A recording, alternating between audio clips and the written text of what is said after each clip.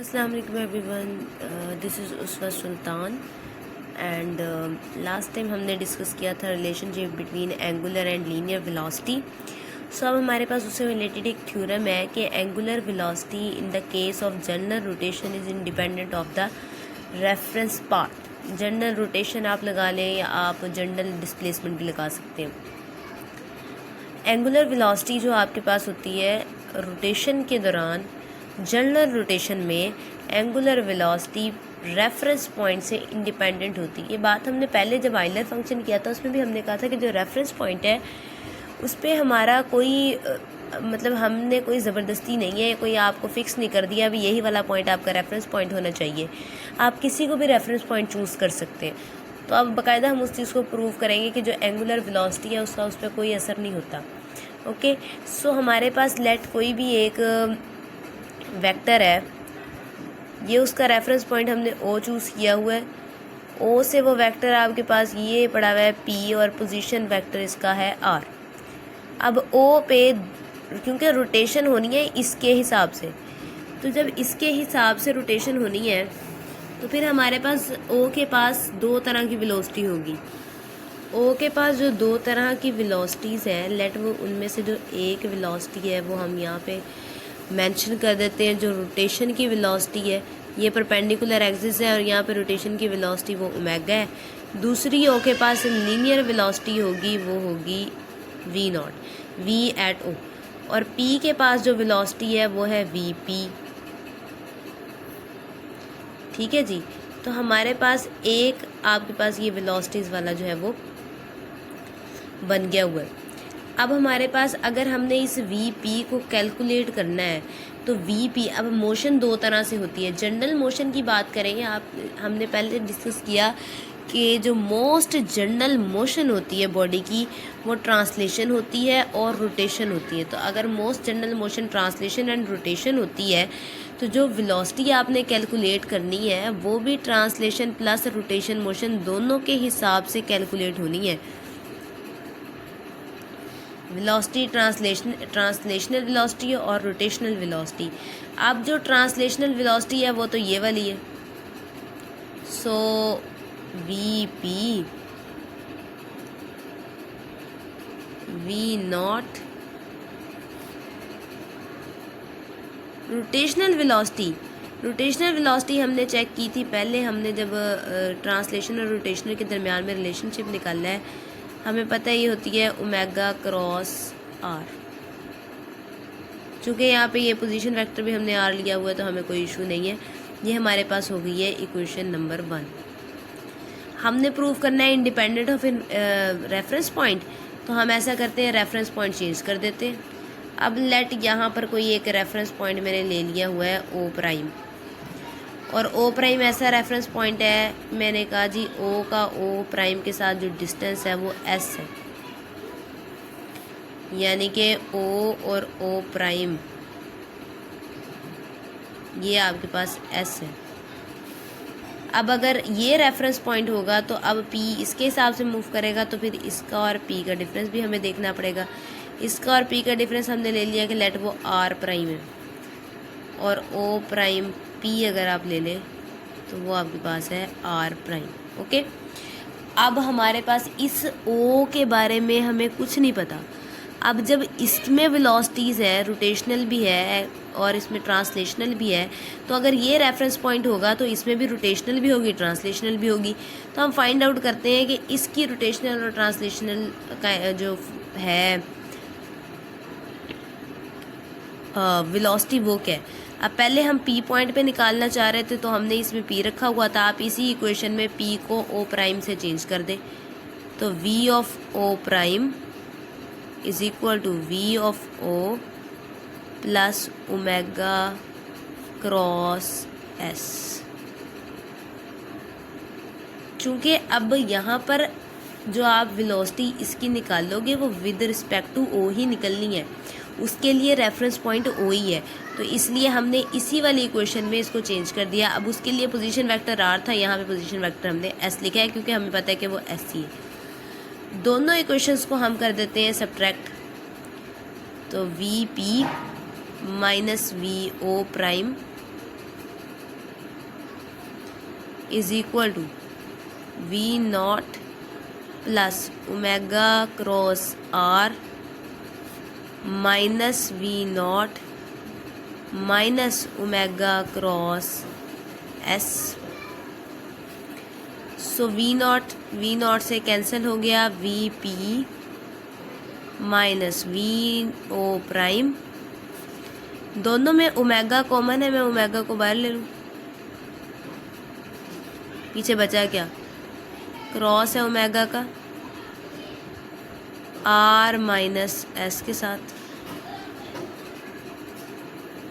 ये जो are minus S आपने लिया है, ये आर माइनस एस को अगर आप यहाँ से कैलकुलेट करने की कोशिश करें तो ये आपके पास आर वेक्टर कुछ इस तरह जा रहा है, एस भी ऐसे जा रहा है। तो अब एस जो है वो ऑपोजिट आएगा, ये आपके पास आ गया माइनस एस। तो जो वेक्टर ये वेक्टर आपने ड्रॉ किया हुआ है, ये आपके पास बनेगा आर माइनस एस। और अगर आप यहाँ से इसको चेक करें तो ये वाला वेक्टर आपका आर प्राइम है, यानी कि आर माइनस एस यहाँ से हमें नज़र आ रहा है कि वो आर प्राइम वेक्टर बनता है। तो इसमें वैल्यू लगा देते हैं। ये जो माइनस का इधर आएगा प्लस का हो जाएगा, सॉरी वी ओ प्राइम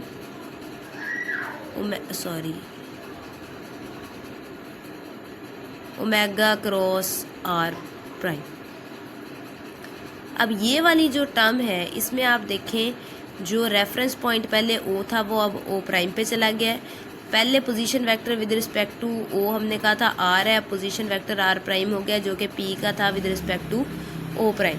यानी कि सारा का सारा जो सिस्टम रेफरेंस है वो चेंज हो गया, लेकिन ओमेगा चेंज नहीं हुआ। अगर ओमेगा चेंज नहीं हुआ तो इसका मतलब है कि आपके पास रेफरेंस पॉइंट जो मर्जी हो, एंगुलर वेलोसिटी आपकी चेंज नहीं हो रही। तो इसके लिए जो एंगुलर वेलोसिटी है वो तो रहेगी ओमेगा ही, लेकिन जो आपके पास ट्रांसलेशनल वेलोसिटी है वो वी ओ प्राइम हो जाएगी वी ओ से। ओके, इसके बाद जो नेक्स्ट चीज़ है आपकी वो है vector addition of displacement, angular displacement and angular velocity. अब हमने उसको देखना है कि जो एंगुलर वेलोसिटी और एंगुलर डिस्प्लेसमेंट है ये वेक्टर एडिशन लॉ को सेटिस्फाई करते हैं, वेक्टर लॉ ऑफ एडिशन को। वेक्टर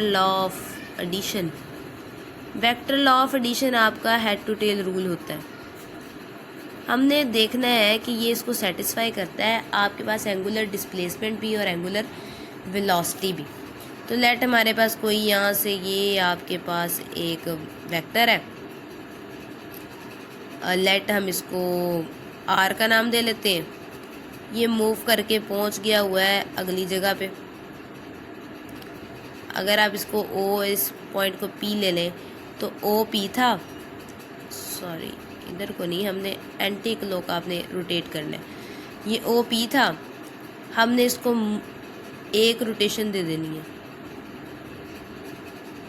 तो ये यहाँ से शिफ्ट हो जाएगा अगली पोजीशन पे। लेट यहाँ पे अब ये किसी क्यू पॉइंट पे आ गया है और ये जो आर था अब ये आपका R1 हो चुका है।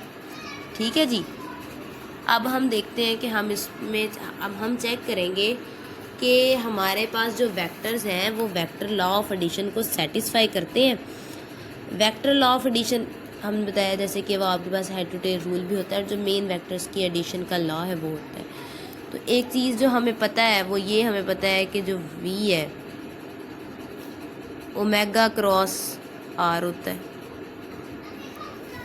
यहाँ से मैं लिख सकती हूँ this is d r over d t. Angular displacement है तो d theta over d t cross r. D r over d t को लिखा जा सकता है limit del t approaches to zero del r over del t. इसको लिखा जा सकता है limit del t approaches to zero del theta over del t cross r. अगर आप ये लिमिट्स हटा दें तो पीछे है क्या आपके पास del r over del t del theta over del t cross r. अब हमारे पास जो ये वैल्यू बन रही है, इसमें जब आप डेल टी से डिवाइड करते हैं तो वैल्यू बहुत छोटी हो जाती है। बहुत छोटी वैल्यू को फिर हमें निगलेक्ट कर सकते हैं, तो हम इसकी वैल्यू को बहुत छोटा नहीं रहने देते, तो हम ये यहाँ से हटा देते हैं। अगर आप डेल टी ख़त्म करते हैं तो आपके पास बचेगा क्या, del r is equal to del theta cross r.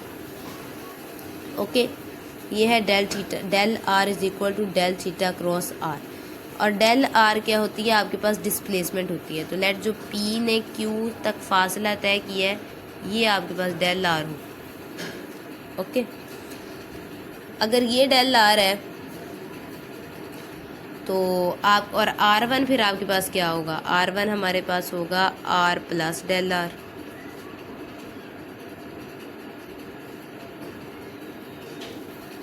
ठीक है ना, आर वन आपके पास आ गया आर प्लस डेल आर। अब आपके पास डेल आर है,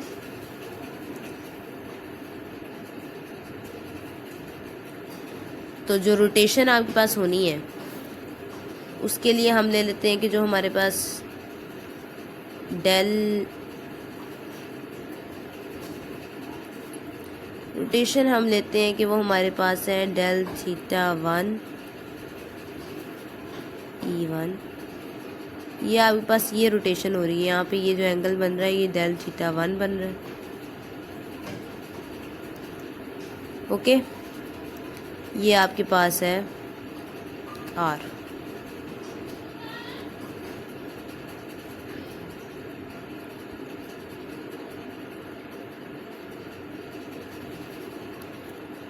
ठीक है जी, ये आपके पास आ गया del theta one e one.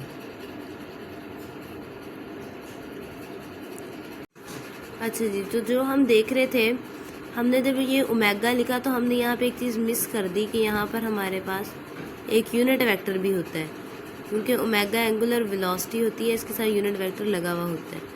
वो यूनिट वेक्टर हमसे मिस हो गया, वो हमने लगा लिया है अब। तो अगर आप डेल आर इसके हिसाब से कैलकुलेट करेंगे, डेल थीटा वन के हिसाब से, तो आपके पास डेल आर क्या आएगा, del theta one e one cross r. ये वैल्यू आप यहाँ पे पुट कर दें आर वन में,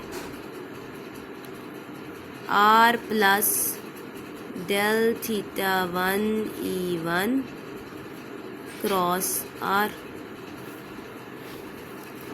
ये वैल्यू हमें मिल गई है del theta one e one cross r. इसको हम कह देते हैं कि ये है नंबर वन इक्वेशन। अब हमने एक रोटेशन दी थी और हम यहाँ आ गए थे। लेट हम इसी वाले जो, अब ये ओ क्यू है आपके पास, आप इसको एक रोटेशन और दे दें। एक बार हमने इसे और रोटेट कर दिया, हम यहाँ पहुँच गए हैं। अब जो डिस्प्लेसमेंट कवर हुई है, लेट वो डेल आर वन है। अब जो आपको मिल गया हुआ है, हम इसका नाम रख लेते हैं आर वन टू, क्योंकि अब इसका नाम आपने आर टू नहीं रखना, बिकॉज एक ये डबल रोटेशन के बाद यहाँ आ रहा है। एक रोटेशन पहले आर से आर वन पे हुई है, फिर आर वन से आप आए हैं आर टू पर, तो मैंने इसका नाम आर वन टू रखा है। ठीक है जी, तो हम इसको कैलकुलेट करते हैं। अब अगर आप डेल आर, अब यहाँ पर जो ये आपने दूसरी दफ़ा रोटेट किया है, तो यहाँ पे जो एंगल है वो हम कहते हैं डेल थीटा टू है, यानी जो एंगुलर डिस्प्लेसमेंट है वो डेल थीटा टू है। अब जो डेल आर वन आपने कैलकुलेट करना है, वो फिर आपके पास क्या आना है, डेल थीटा टू, उसके साथ यूनिट वेक्टर है ई टू क्रॉस आर, और आर वन टू हमने जो कैलकुलेट किया है वो हमारे पास क्या आना है, आर वन टू हमारे पास r one plus del r one.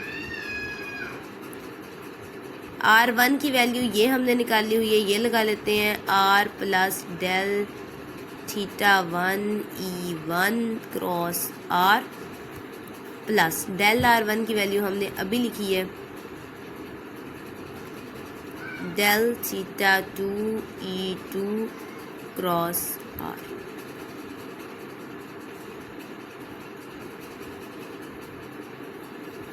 ठीक है जी, ये हमारे पास आ गई हुई है।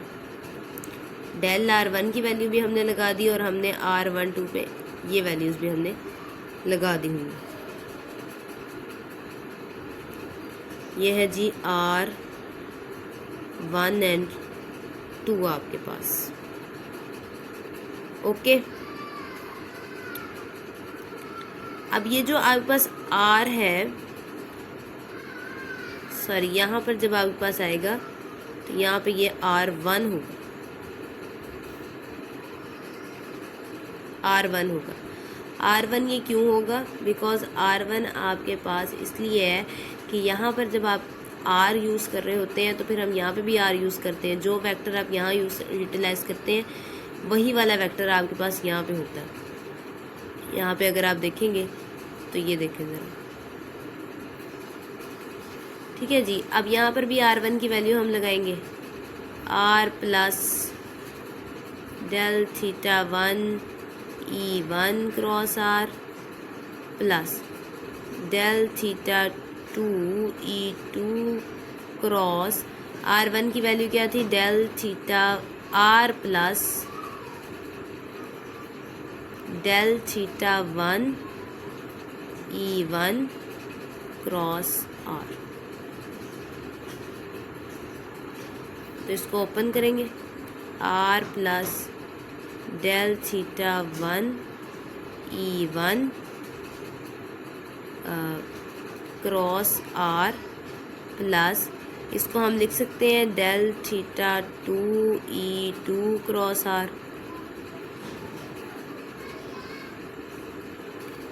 प्लस क्रॉस अगले के साथ अप्लाई होगा तो डेल थीटा 2 E2 क्रॉस अंदर क्या है?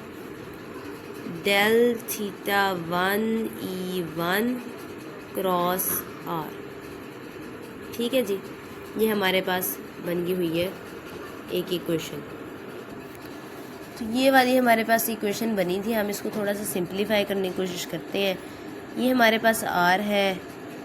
अब इन दोनों में देखें R है कॉमन, तो हम बाकी वैल्यू को अलग लिख लेते हैं। Del theta 1 E1 unit vector plus del theta 2 E2 unit vector, इसका क्रॉस है R के साथ, प्लस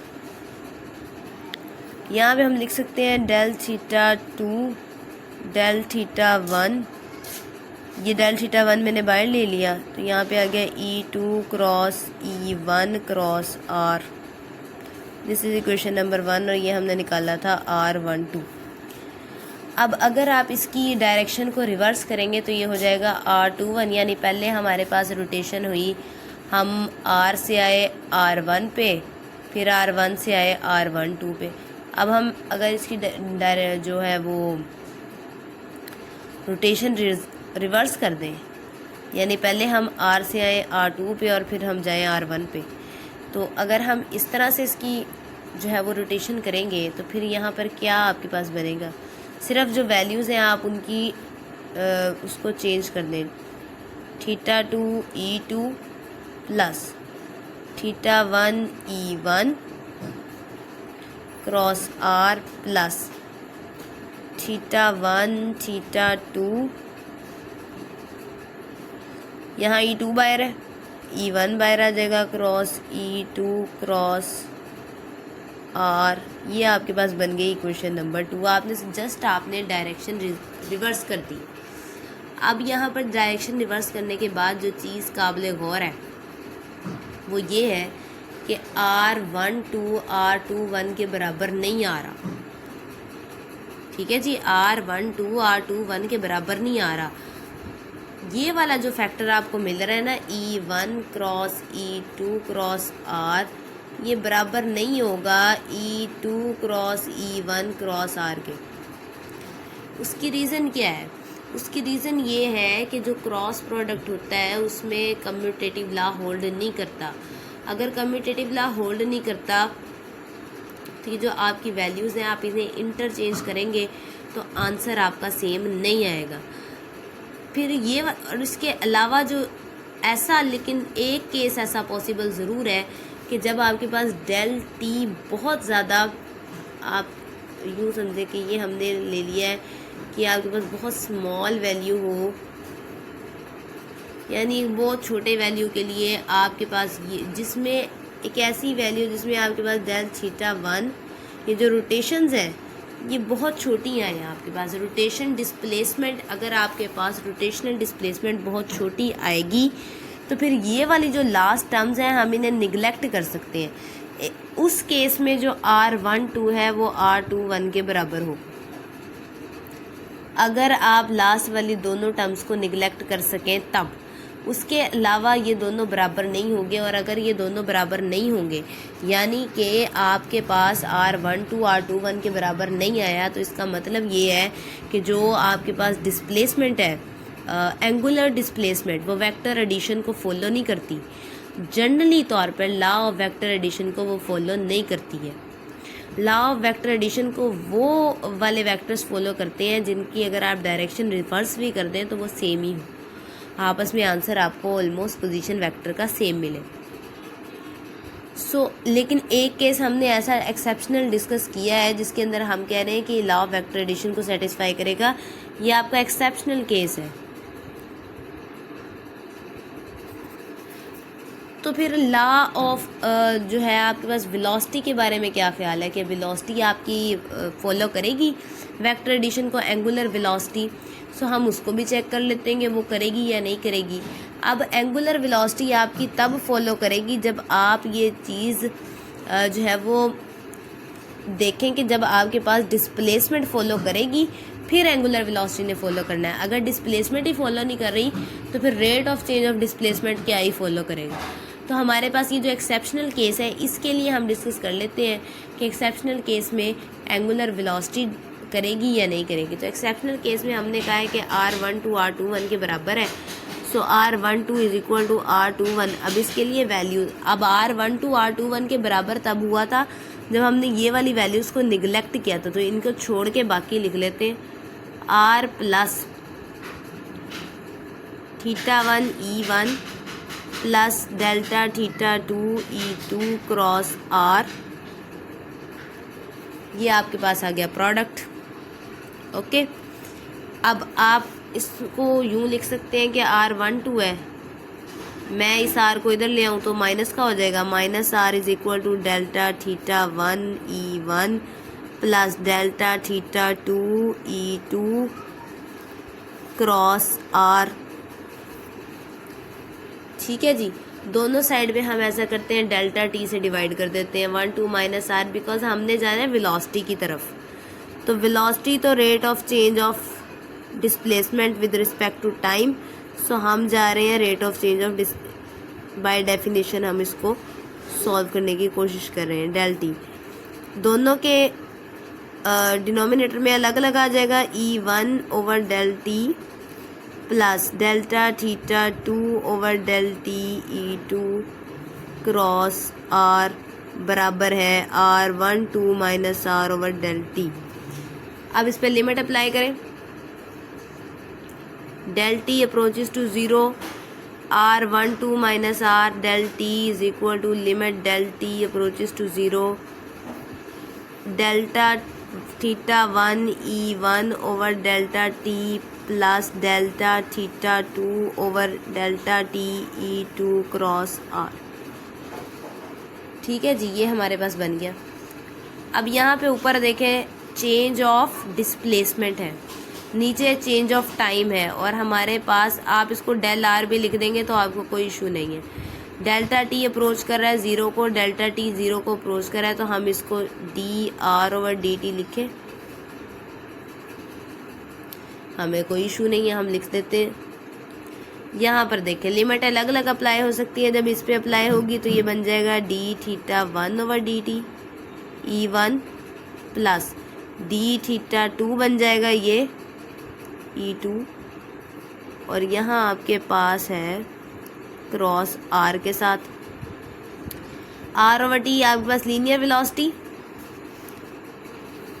ठीक है जी, आपके पास ये तो बनती है लीनियर वेलोसिटी। यहाँ पे देखें ये क्या बना, D theta 1 over d T यानी कि रेट ऑफ चेंज, और उसके साथ है यूनिट वेक्टर, तो ये ओमेगा 1 लिख देते हैं, ये ओमेगा 2 बनेगा और इसका क्रॉस है आर के साथ। अब जो रिलेशनशिप हमने पढ़ा हुआ है वेलोसिटी का वो ये पढ़ा हुआ है v is equal to omega cross r, यानी कि जो लीनियर वेलोसिटी होती है वो ओमेगा क्रॉस आर। अब अगर ओमेगा हमारे पास 2 है, यानी 2 वेलोसिटीज़ हैं, 2 एंगुलर डिस्प्लेसमेंट हुई थी, उनके हिसाब से 2 एंगुलर वेलोसिटीज़ आई थी, तो हम देख रहे हैं कि जो लीनियर वेलोसिटी है अब इस केस में क्या हो रहा है कि दोनों का सम आ रहा है और उनका क्रॉस आ रहा है आर के साथ। तो यहाँ से हमें पता चल रहा है कि लीनियर वेलोसिटी हमने सिर्फ इसको चेंज कर दिया इसके साथ, तो ये हमें बता रहा है कि W जो है वो W1 प्लस W2 या ओमेगा 1 प्लस ओमेगा 2 है, विच शोज़ कि जो आपके पास वेलोसिटी है, एंगुलर वेलोसिटी, वो लॉ ऑफ एडिशन को फॉलो करती है, लॉ ऑफ वेक्टर एडिशन को।